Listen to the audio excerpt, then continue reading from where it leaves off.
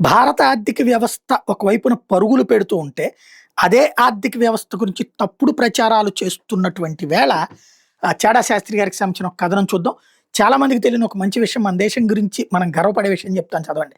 సాధారణంగా ఏదైనా వస్తువు దిగుమతి చేసుకుంటే దానివల్ల దేశానికి నష్టాలేంటి?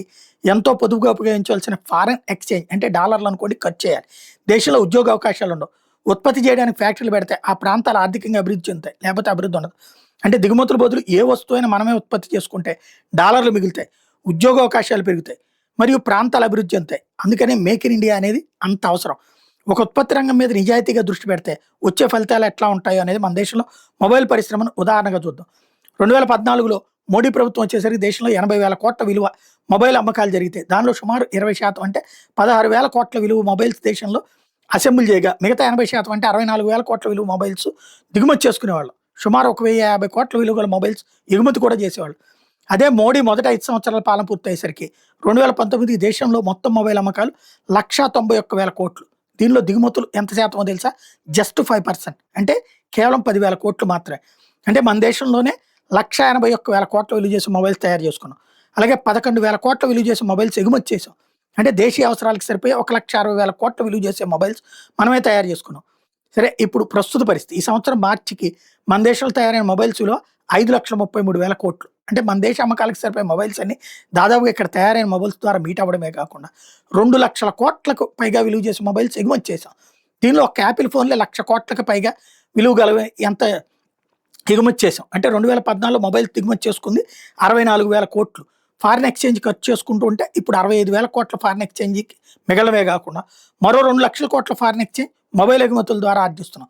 ఒక్క 10 సంవత్సరాలు జరిగింది దీన్ని అభివృద్ధి అంటారా, మిరకల్ అంటారా? పైన చెప్పేటటువంటిది ఇలా చదవగానే ఉక్రోషంతో కడుపు మండే మోడీ ద్వేషుల బ్యాచ్ అంటారు. దేశంలో నిజంగా మొబైల్స్ ఎక్కడ ఉత్పత్తి చేస్తున్నారు, అన్ని సామాన్లు దిగుమతి చేసుకుని ఇక్కడ అసెంబ్లీ చేసి అమ్మడమో లేదా ఎగుమతి చేయడమో చేస్తున్నారు.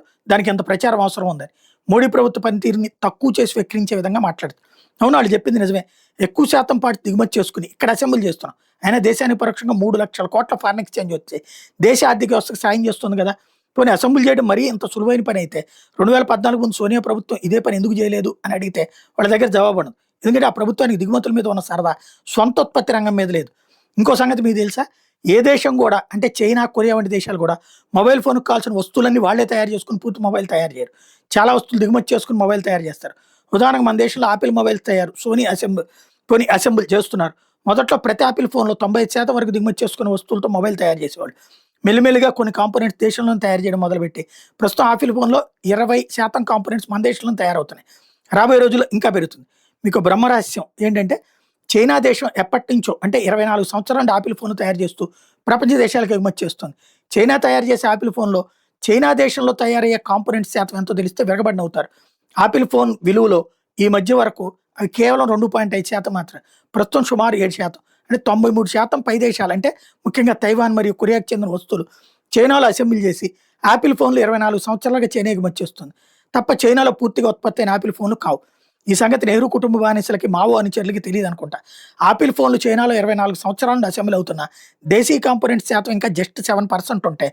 భారత్లో ఆపిల్ ఫోన్లు అసెంబ్లీ చేస్తూ జస్ట్ 5-6 సంవత్సరాలైనా సుమారు 20% ఆపిల్ ఫోన్ కాంపోనెంట్స్ మన దేశంలో తయారు చేస్తున్నాం. ప్రస్తుతం ప్రపంచంలో అత్యధికంగా మొబైల్ ఫోన్లు ఉత్పత్తి చేస్తున్న దేశంగా చైనా మొదటి స్థానంలో ఉంటే భారత్ 2వ స్థానంలో ఉంది. ఇది జస్ట్ 10 సంవత్సరాల్లోపే సాధించాం. స్వంత దేశ అభివృద్ధిని చులకం చేసుకోవడం అనే సరదా మన కాంగ్రెస్ మరియు కమ్యూనిస్టుల అభిమానులకి ఉన్నంత ఏ దేశ పౌరులు ఏ దేశాల్లో ఉండదేమో.